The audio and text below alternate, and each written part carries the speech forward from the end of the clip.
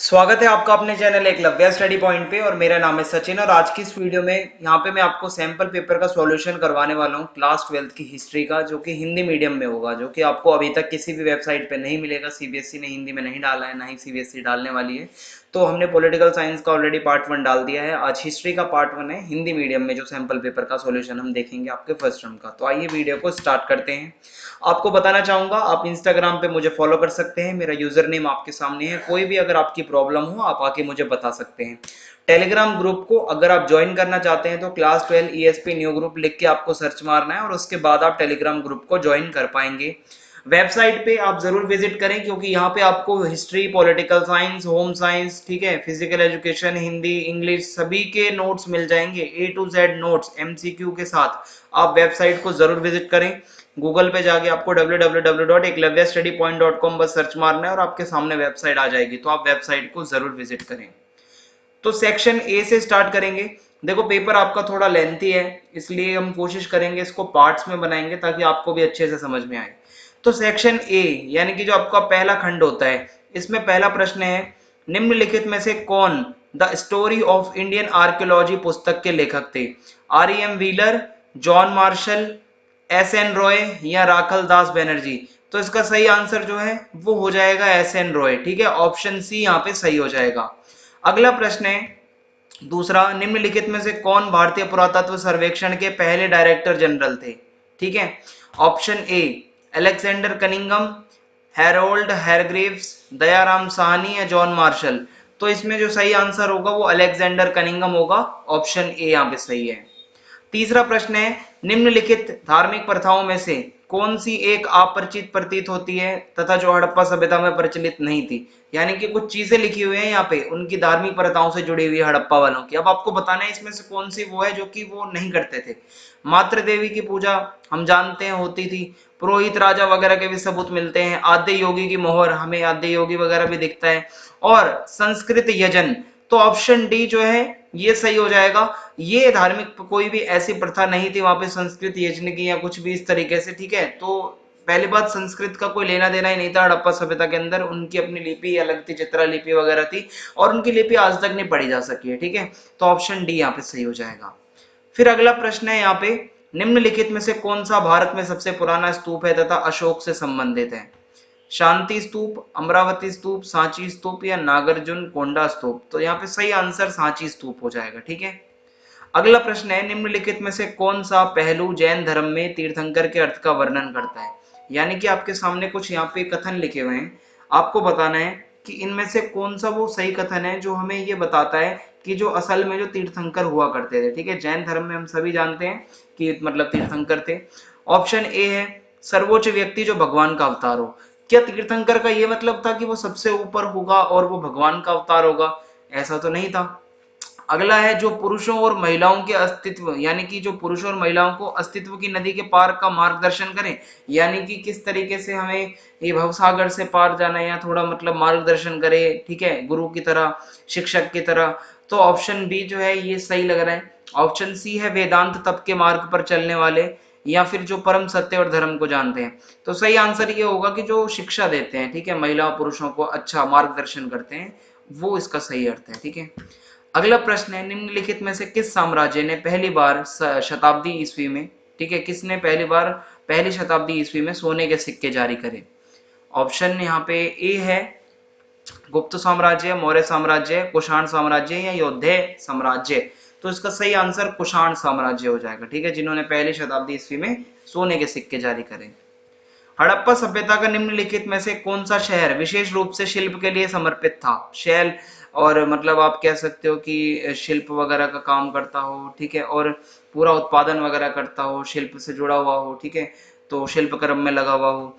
कोटदीजी, कालीबंगा, मांडा या चनुदड़ो? तो इसका सही आंसर जो है आपका चनुदड़ो हो जाएगा। चनुदड़ो वो स्थल था हड़प्पा सभ्यता का जो बहुत ज्यादा, आप कह सकते हो कि वहां पे शिल्प उत्पादन का काम होता था। ऐसे हमें खुदाई के बाद वहां से बहुत सारे हमें सबूत मिलते हैं, साक्ष्य मिलते हैं। ठीक है, कि मतलब बहुत सारे अपने चैप्टर में भी पढ़े होंगे ना कि अपूर्ण वस्तुएं, ठीक है, कूड़ा करकट, और ये सबसे हमें पता चल जाता है कि बहुत ज्यादा शिल्प उत्पादन वहां होता था।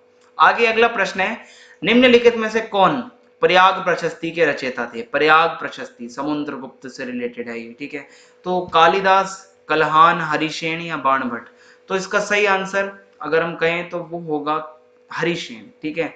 हरिसेन जी ने प्रयाग प्रशस्ति की रचना करी, जिसमें बहुत ज्यादा प्रशंसा करी गई समुद्रगुप्त की, ठीक है। और इस तरीके से आगे बढ़ते हैं अब हम। नौवां है, हड़प्पा की घरेलू स्थापत्य कला में दीवारों में खिड़कियां नहीं थी। हम सभी जानते हैं वो अपने घरों में खिड़कियां नहीं बनाते थे। निम्नलिखित में से पुरातत्वविदों द्वारा उल्लेखित संभावित कारणों की पहचान करो। पुरातत्वविदों ने जब उनको ढूंढा, उन चीजों को ढूंढा, दीवारों को ढूंढा, उसमें खिड़कियां नहीं मिली, तो उसका क्या कारण बताया यहाँ पे जो पुरातत्वविद होते हैं उन्होंने। पहला तो ये बताया, आपको बताना है इसमें से कौन सा सही है, ठीक है। यह एक रिवाज था इसलिए खिड़कियां नहीं थी, गोपनीयता बनाए रखने के लिए, या वेंटिलेशन की कोई चिंता नहीं थी उन्हें, या अनियोजित प्रक्रिया का हिस्सा था ये। तो इसका सही आंसर ये होगा कि वो गोपनीयता बनाए रखना चाहते थे, ठीक है। प्राइवेसी को मेंटेन करना चाहते थे, किसी भी तरीके की कोई ऐसी उनकी गोपनीयता से कोई छेड़छाड़ ना हो। ऑप्शन बी सही हो जाएगा। महाभारत की रचना को पारंपरिक रूप से एक ऋषि के लिए जिम्मेदार ठहराया गया, यानी कि महाभारत के एक हम कह सकते हैं पारंपरिक जो एक पूरी वो है, ठीक है, उसके हिसाब से, जो परंपरा के हिसाब से इसके एक ऋषि को इसका रचयिता माना जाता है। अब वो कौन से ऋषि थे आपको बताना है। ऋषि कणाद, ऋषि कपिल, ऋषि अगस्त्य, ठीक है, या ऋषि व्यास। तो सही आंसर यहाँ पे ऋषि व्यास हो जाएगा। और वैसे इनका जो असली लेखक माना जाता है भाटसारथी, सूत जिन्हें कहते हैं, ठीक है, ये भी हमने पढ़ा था महाभारत वाला जो चैप्टर आपका बंधुत्व जाति तथा वर्ग। तो इस तरीके से ऋषि व्यास का ये जिक्र आता है यहाँ पे, तो इसका आंसर ऋषि व्यास हो जाएगा। अगला प्रश्न है, निम्नलिखित में से किसने 15वीं शताब्दी में विजयनगर साम्राज्य की यात्रा की थी और साम्राज्य की किलेबंदी से बहुत प्रभावित हुआ था, बहुत खुश हुआ। बरबोसा, अब्दुल रज्जाक, कॉलिन मैकेंजी या डोमिंगो पेस। तो सही आंसर जो है यहाँ पे अब्दुल रज्जाक हो जाएगा। अब्दुल रज्जाक समरकंदी, ठीक है, ऑप्शन बी सही हो जाएगा। निम्नलिखित में से कौन भिक्खुनी के रूप में नियुक्त होने वाली पहली महिला बनी, संघ में शामिल होने वाली पहली महिला। महाप्रजापति गौतमी, यशोधरा, महामाया या धम्मानंद। तो सही आंसर जो है यहाँ पे महाप्रजापति गौतमी होगा, महात्मा बुद्ध की उपमाता, जो कि संघ में शामिल होने वाली पहली भिक्षुणी बनी। ऑप्शन ए यहाँ पे सही हो जाएगा। 13वां प्रश्न है, निम्नलिखित में से कौन सा कथन महानवमी डिब्बा के संबंध में सही है। महानवमी डिब्बा राजकीय परिसर का हिस्सा था, महानवमी डिब्बा पवित्र केंद्र का एक हिस्सा था, महानवमी डिब्बा काउंसलिंग हॉल था, या फिर महानवमी डिब्बा चर्चा हॉल था, ठीक है, चर्चा का एक कोई ऐसा हॉल था। तो इसमें जो है सही आंसर अगर हम बोले तो वही होगा, महानवमी डिब्बा राजकीय परिसर का एक हिस्सा था, ठीक है। और ऑप्शन ए यहाँ पे सही हो जाएगा। अगला प्रश्न है, कृष्णदेव राय निम्नलिखित में से किस राजवंश से संबंधित थे। कृष्णदेव राय, संगम, तुलुव, अरविदु या सुलुव। तो वो तुलुव वंश से थे। ऑप्शन बी यहाँ पे सही हो जाएगा। अब यहाँ पे एक कथन लिखा हुआ है, मध्य पहली सहस्त्राब्दी ईसा पूर्व को अक्सर विश्व इतिहास में एक महत्वपूर्ण मोड़ माना जाता है। निम्नलिखित में से कौन सा कथन से संबंधित एक महत्वपूर्ण पहलू है, यानी कि क्यों माना जाता है, ठीक है, प्रथम सहस्त्राब्दी ईसा पूर्व, ठीक है, इसको क्यों ऐसा माना जाता है कि ये एक महत्वपूर्ण मोड़ था दुनिया के इतिहास में।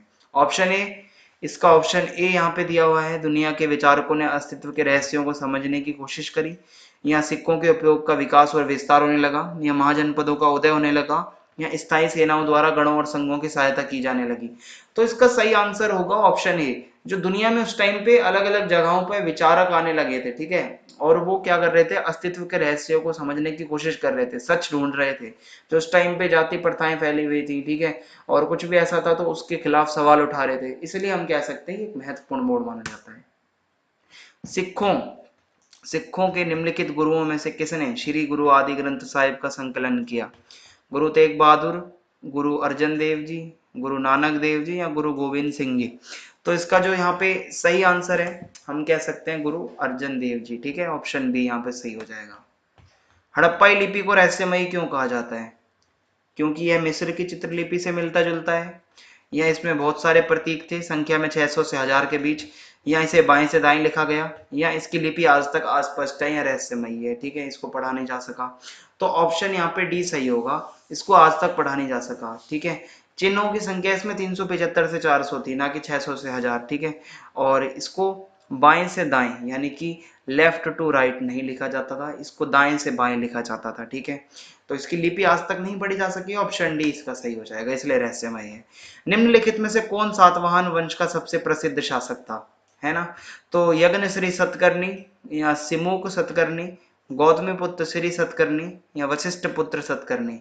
तो इसमें सही आंसर गौतमी पुत्र यहाँ पे हो जाएगा, गौतमी पुत्र श्री सतकर्णी, जो कि काफी ज्यादा फेमस शासक थे। 19वां है रिक्त स्थान भरो। विनय पिटक, सुत्त पिटक और अभिधम्म पिटक के संकलन को डैश कहा जाता है। इन तीनों को मिला के जो एक संकलन है वो क्या कहलाता है? दीपवंश, त्रिपिटक, महावंश या अशोकवादन। तो सही आंसर यहाँ पे त्रिपिटक हो जाएगा। इन तीनों को मिला के त्रिपिटक कहा जाता है, 3 टोकरियां। ठीक है। 20वां है निम्नलिखित में से किस मंदिर का प्रयोग केवल विजयनगर शासकों और उनके परिवारों द्वारा किया जाता था? विट्ठल मंदिर, विरूपाक्ष मंदिर, हजार राम मंदिर या रघुनाथ मंदिर। तो सही आंसर यहाँ पे हजार राम मंदिर हो जाएगा। निम्नलिखित में से कौन अर्थशास्त्र पुस्तक के लेखक थे? बिंबिसार, अजातशत्रु, चाणक्य या बिंदुसार। तो चाणक्य ने लिखी थी अर्थशास्त्र, ऑप्शन सी यहाँ पे सही हो जाएगा, जो कि मौर्य साम्राज्य की जानकारी का बहुत अच्छा स्रोत है। विजयनगर साम्राज्य में राय और नायक द्वारा निम्नलिखित में से कौन सी भाषा बोली जाती थी? कौन सी भाषा बोलते थे? मलयालम और तेलुगु, कन्नड़ और तेलुगु, तमिल और तेलुगु या संस्कृत और तेलुगु। तो वो कन्नड़ और तेलुगु बोलते थे, ऑप्शन बी यहाँ पे सही हो जाएगा। ठीक है। अगला प्रश्न है यहाँ पे, निम्नलिखित में से कौन सा वो युद्ध था जिसने विजयनगर साम्राज्य को कमजोर कर दिया? तालीकोटा का युद्ध, पानीपत का युद्ध, मैसूर का युद्ध या त्रावणकोर का युद्ध। तो सही आंसर यहाँ पे तालीकोटा का युद्ध हो जाएगा। ठीक है, ऑप्शन ए सही है यहाँ पे। अगला प्रश्न है यहाँ पे, निम्नलिखित में से किस बेगम ने सांची के स्तूप के संरक्षण के लिए धन उपलब्ध करवाया? शाहजहां बेगम, नूरजहां बेगम, रुकैया बेगम या नूर उन्निसा बेगम। तो यहाँ पे सही आंसर होगा शाहजहां बेगम। इन्होंने धन उपलब्ध कराया, दान दिया, और सांची के स्तूप के संरक्षण में बहुत ज्यादा योगदान था इनका भी। तो ऑप्शन ए यहाँ पे सही हो जाएगा। इसी के साथ पार्ट 1 हमारा यहाँ पे समाप्त होता है। जल्दी ही पार्ट 2 भी लाऊंगा आपके सामने। कोशिश करूंगा ज्यादा से ज्यादा इसमें क्वेश्चन लिए जाएं। अगर वीडियो पसंद आई हो तो कमेंट करके जरूर बताना। चैनल को सब्सक्राइब करना ना भूलें, बेल आइकन को दबा दें ताकि आने वाले वीडियोस के अपडेट्स आपको मिलते रहें। जय हिंद, जय भारत, धन्यवाद।